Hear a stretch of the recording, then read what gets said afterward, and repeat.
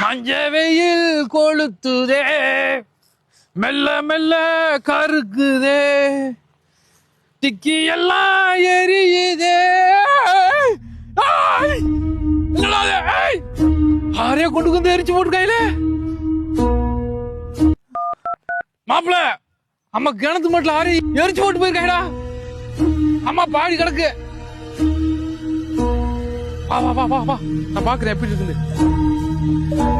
சரியான கறி போய் கிடக்கடா. ஏய் யாரா? ஏய் ஆரே நான் சங்கர் வண்டி. ஏடா சங்கர வண்டி, காதல் பட பார்த்து மாதிரி வெள்ளையா இருந்தீடா. ஏடா அப்படி கறி போய் கிடக்க? உன்ன யாரா இந்த வெயில வந்து படுக்க சொன்னது?